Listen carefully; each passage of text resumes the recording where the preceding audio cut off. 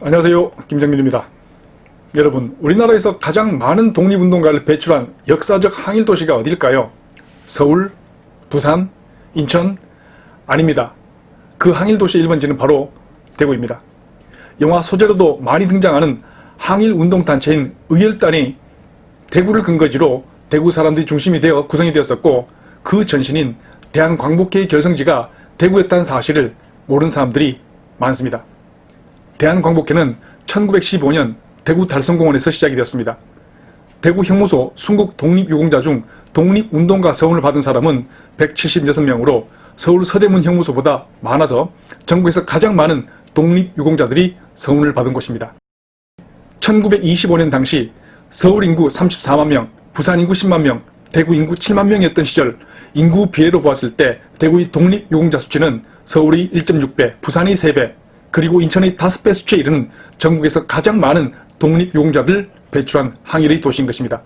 1907년 봄 일제강점치하에서 벗어나기 위한 노력으로 대구에서 시작되어 전국으로 확산되어 나간 국제보상운동과 IMF 경제난 극복을 위한 제2의 국제보상 금모기 운동을 기념하여 조성된 국제보상운동기념공원이 대구에, 그것도 대구의 가장 중심부에 위치하고 있다는 사실은 대구가 어떤 도시인가를 상징적으로 보여주는 부분일 것입니다.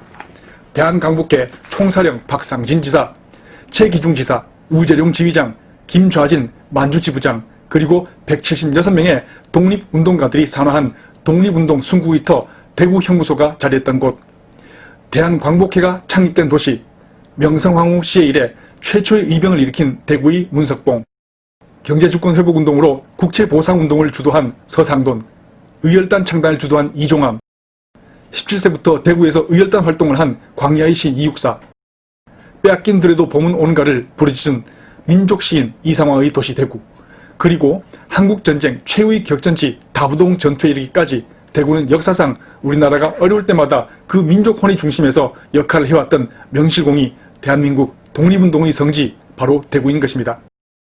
하지만 최근 정치적으로 편향된 사람들이 자신들의 정치적 입지를 구축하고자 충렬의 도시 대구라는 신성한 이미지를 훼손하기 위해 대구의 토착외구라는 말도 안 되는 프레임 씌우기를 시도하고 있어 오늘 제가 정말 가짜는 마음으로 이 사람들의 헛된 주장 근거를 역사적 사실 팩트로 설명드릴 수 있도록 하겠습니다. 여러분들께서는 내용을 널리 알려주시기만 하면 됩니다. 입증과 설득은 제가 담당하겠습니다. 자, 흔히들 이러한 정치적 선동가들은 우리나라와 일본을 독일과 프랑스 관계에 비교해가며 프랑스는 2차 세계대전이 끝나고 나서 나치에 협력한 자들을 일제히 모두 처단했는데 한국은 그러지 못했다. 그리고 그 이유를 지금껏 권력을 잡은 놈들이 모두 친일파들의 후손이라서 그렇다고 국민들의 분노를 불러일으키며 국민들을 이간질시키고 있습니다. 그리고 자신들이 정권을 잡는 데는 너무나도 걸림돌이 되면서 동시에 여지껏 우리나라의 경제와 안보를 담당해온 전통과 예절로 뿌리 깊은 특히나 박정희 대통령을 비롯한 정재계 많은 거물급 인사들을 배출한 대구를 비롯한 경상도 지역을 집중 타겟으로 삼게 되죠. 정말 그러한 일부 정치인들의 선동대로 대구가 친일, 아니 친일의 흔적이나마 있는 도시일까요? 우선 친일의 잔재라고 한 부분에서 프랑스와 한국의 사례는 두 나라의 역사를 직접 비교하면 그 이유를 좀 더 명확히 알 수 있습니다. 프랑스도 세계 2차 대전 1940년 히틀러에 의해서 점령당하게 됩니다. 하지만 히틀러는 곧 고심에 빠지게 되었죠. 자신들이 무력으로 점령한 점령지 프랑스였지만 인구도 많았고 강대국의 국민 자존심까지 무척이나 강한 프랑스를 어떻게 통치할지 고민을 하게 되었던 것입니다. 히틀러는 고민 끝에 프랑스 국민들의 저항을 완화시키고자 프랑스 남부지역의 비시라는 곳에 1차 세계대전 프랑스의 전쟁 영웅인 페탱을 지도자로 앉혀놓고 비시 프랑스라는 괴뢰 정부를 세우게 됩니다. 그럼 정통 프랑스 정부는 어디로 갔느냐? 그때 당시 프랑스는 그 역시도 아프리카나 인도차이나 등의 여러 큰 식민지들을 많이 가지고 있었습니다. 즉 조그만 물고기를 잡아먹은 큰 프랑스 물고기를 더 큰 독일 물고기가 잡아먹어버린 꼴이 되었기 때문에 자신들이 본토를 독일에 점령당한 프랑스는 정통 정부를 자신들이 식민지들로 분산시키며 자유프랑스라는 이름으로 항쟁이 가능했던 것입니다. 본토는 히틀러에게 먹혔지만 여전히 알제리를 비롯한 여러 나라에서는 프랑스의 깃발을 펄럭이며 명맥을 유지할 수 있었다는 것입니다. 그리고 1944년 8월 프랑스의 파리가 탈환될 때까지 독일 나치 치하의 기간도 4년 정도로 기간이 그리 오래지 않았다는 점이죠. 특히 전쟁이 끝난 이후에도 비시 프랑스라는 나치 꼭두각시 정권이 그대로 존재를 했었다는 점은 오히려 나치 협력자들을 오롯이 찾아내서 조지기가 매우 쉬웠다는 점입니다. 우리나라 한국과 프랑스가 다른 점이 있다면 한국은 프랑스처럼 정통 정부가 활동할 수 있었던 곳이 기껏 만주와 상해 정도의 제한된 지역밖에 없었으며 일본으로부터의 지배기간이 36년으로 상당히 긴 기간에 해당된다는 점입니다. 1910년 일본의 병합이 되었지만 항일투쟁의 움직임은 그 이전부터도 계속되어 왔습니다. 을미이병이 일어나고 안중근 의사도 이토 히로부미를 저격하고 국민저항운동인 3.1운동이 일어나고 일본이 세금 마차를 털어 만주의 항일 독립군들에게 지원하는 등 독립을 위한 우리 국민들의 저항은 계속되고 있습니다. 그러나 그 무렵 일본은 1차 세계대전의 승전국이 되어버립니다. 남태평양의 모든 섬을 다 삼켰고 만주 사변을 일으켜서 한순간에 만주를 모두 집어삼킬 정도로 강했습니다. 1차 대전을 승전으로 이끈 군사대국 일본에게 고작 수천 명의 독립군으로 독립을 하기엔 현실적으로 한국은 너무 작고 약한 존재였습니다. 그 독립군마저 소련은 자유시참변으로 한국 독립군을 죄다 괴멸시켜서 무장투쟁도 못하게 되었습니다. 그러다 보니 1930년이 지나면서 독립운동의 개념이 조금씩 바뀌게 됩니다. 민족의 대표들은 그동안의 무력 독립주장에서 한국인과 일본인을 차별하지 말아달라는 비차별 운동으로 바뀌기 시작했습니다. 민족 운동가들은 우리가 빨리 배우고 강해져서 우리가 독립을 해야 한다고 가르쳤고요.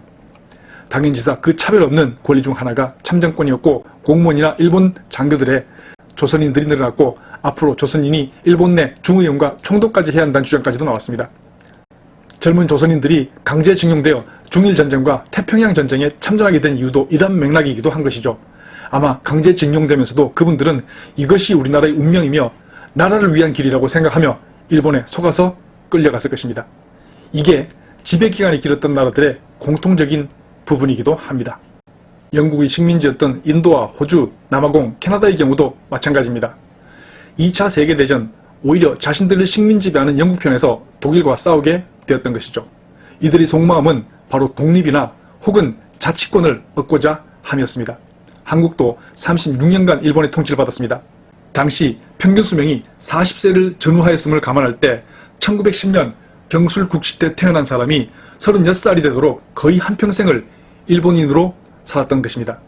대한민국 초대 대통령인 이승만 대통령이 반민족 행위 처벌법을 만들어서 친일 행위자들을 처벌하려고 했지만 처벌의 기준이 정말 애매했다는 것입니다.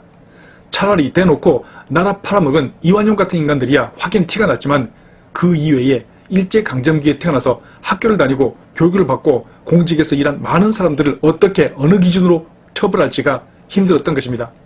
배급도 못 받고 학교에도 못 가고 취업도 못했던 한이 있더라도 창시 개명한 모든 사람들까지 처벌해야 한다. 그렇게 따진다면 지금 현직 우리나라의 대통령인 문재인 대통령의 아버지 문용형 씨는 1920년 함경남도 흥남태생으로 함흥농고를 졸업한 뒤 일제총독부에서 주관한 보통문관시험, 즉 지금의 공무원 시험에 합격하고 흥남시청 농업계장과 과장을 지냈던 사람으로 함흥평야에서 생산된 쌀이 수탈되어 흥남항을 통해서 일본으로 반출되는 시기에 수탈 해당 지역에서 농업계장과 과장의 간부직을 지냈던 사람입니다. 일제 통치하에서 농업국이던 우리나라의 쌀이 일본으로 수탈되던 당시에 우리나라 최대 곡창지대의 한 곳에서 그것도 일본인 간부도 아닌 조선 사람이 농업계장과 과장의 간부직을 지낸 이런 사람을 유능한 사람이라고 해야 할까요? 이런 사람은 친일과 상관이 없는 것인가요? 일정시절 일본 사관학교를 졸업하고 일왕에게 충성을 맹세했다며 박정희 전 대통령을 친일파라고 물고 늘어지던 부류의 인간들은 창시 개명 의무가 종료된 1941년 일제의 강압으로 일본식 이름을 쓸 수밖에 없었던 320만 116가구 즉 전 국민의 81.5%를 모두 처벌해야 하며 특히 박정희 대통령의 이름이 다카키 마사오라며 비난하던 부류의 인간들은 자신들이 가장 숭상한다는 김대중 전 대통령의 일본식 창시개명 이름이 도요타 다이치인 사실은 절대로 알리고 싶지 않아 보였죠. 과연 이런 사람들은 자신들이 할아버지 할머니의 일본 이름은 무엇이었는지는 상관하고 싶지도 않겠죠. 그런 사람들이 조상님들 중 몇 퍼센트가 창시개명 안 하고 살아남았을는지는 모르겠네요. 이승만 정권 이래 한국이 일본 제국주의 상징인 천황을 일왕이라 표현하고 있던 관례를 무시하고 일본의 일왕을 전하나 각하도 아닌 천황도 모자라서 천황폐하라고 말끝마다 깍듯이 붙여 호칭하던 김대중 전 대통령, 이런 건 친일이 아니었던가 보죠. 우리들 일반인들이 보기에 일본 통치하에서 박정희는 살아남기 위해 출세하기 위해 일왕에게 충성을 맹세했었구나. 그래도 일말의 변명이라도 할 수 있을 처지인 것 같습니다. 그런데 해방 이후에 그것도 우리나라가 일본과 대등하게 경쟁하던 1990년대 대통령을 지낸 사람이 천황도 모자라 황제를 높여 부른 말 천황폐하를 그것도 일본어로 덴노헤카라는 말을 깍듯이 붙여 호칭하던 사람이 이게 더 비겁한 행동 아닌가요?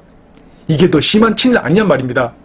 이런 걸 보고서 식민지 근성이라고 노예 근성이라고 욕을 해야 하는 거 아닙니까? 일본 문화 개방에 적극적이다 못해 재임기간 한일어업협정을 양보해버려서 일본의 독도 분쟁 주장에 더욱 힘을 실어져 버린 대일 정책에 있어서 역사적으로 돌이킬 수 없는 뼈아픈 실정을 저지른 김대중 전 대통령, 그의 일본 이름 도요타 다이츠와 해방 후 끝까지 일본에 항의하고 식민지 지배국가로서는 세계에서 유일하게 일본으로부터 3억 달러의 무상 지원과 2억 달러의 장기 저금리 채권을 포함해서 총 5억 달러의 보상금을 받아내고 그 받아낸 보상금으로 포항제철을 건설하고 한강의 기적을 이루고 지금 우리가 이만큼 잘 살게 된 발판을 마련한 박정희 전 대통령의 일본 이름 다카키 마사오. 여러분들은 두 일본 이름을 가졌던 전직 대통령 중 누가 더 친일인 것으로 보입니까? 초대 포항제철 박태준 회장이 퇴임식 마지막 연설에서 포철이 이렇게 발전한 틀은 한국 조상들의 피의 대가였다는 사실입니다 라고 연설한 내용은 대한민국 국가 발전의 그러한 역사적 사실과 맥락을 같이 하는 부분이었던 것입니다.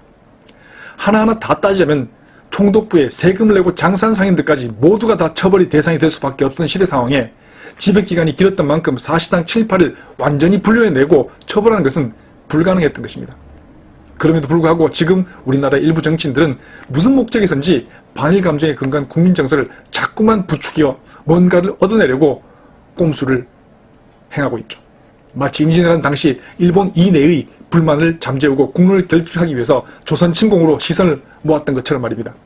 저희 외조모님께서는 생전에 자주 말씀하셨습니다. 외정시대를 겪어본 사람은 결코 일본 놈들을 용서할 수 없다.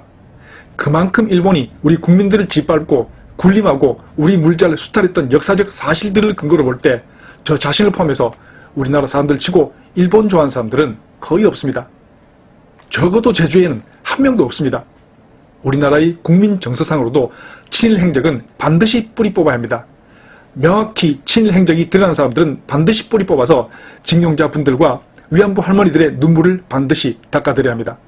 더더군다나 우린 지금 그 피해자분들이 아직 생존해 계시는 시대에 살고 있기에 우리의 책임과 의무는 더 막중한 것입니다. 징용자분들과 위안부 할머니들뿐만 아니라 거의 우리나라 국민들 모두가 일제치하의 피해자였다고 해도 과언이 아닌 시대를 사셨던 이 피해자분들께서 진정 원하는 것이 무엇이고 현재 우리가 진정 해드려야 하는 부분이 무엇일까요? 추상적일 수밖에 없는 친일, 반일, 국민들을 반으로 편가리시켜 주구장창 싸우는 모습을 그분들이 원하시겠습니까? 아니면 하나로 단단히 뭉쳐 경제뿐만 아니라 모든 면에서 일본을 넘어서고 제압해서 우리 힘과 저력을 보여주는 걸 원하시겠습니까? 과연 어떤 것이 진정한 의미의 일본에 대한 복수이겠습니까? 역사적 배경으로 볼 때 그 기준이 사실상 모호하고 추상적일 수밖에 없는 친일이라고 하는 단어에 관한 한 완전 매듭과 해결은 불가능하다는 것을 뻔히 알면서도 친일 척결이라는 감정적 주장으로 국민들의 분노를 부추기고 자신들의 정치적 입지를 위해 충렬히 도시 대구를 폄하하다 못해 오명을 씌우려 시도하는 정치인들과 그 추종자들은 알아야 할 것입니다. 너네는 나라를 팔아먹은 친일파 놈들보다 더 나쁜 놈들이며 우리나라가 힘이 약해 다른 나라의 지배를 받는 일은 역사상 두 번 다시는 없도록 똘똘 뭉쳐야 하는 이 시점에조차도 우리 국민들의 여론을 두동강에 내가며 파탄내고 있는 너네야말로 이 나라를 좀먹는 진정한 매국노들이라는 사실을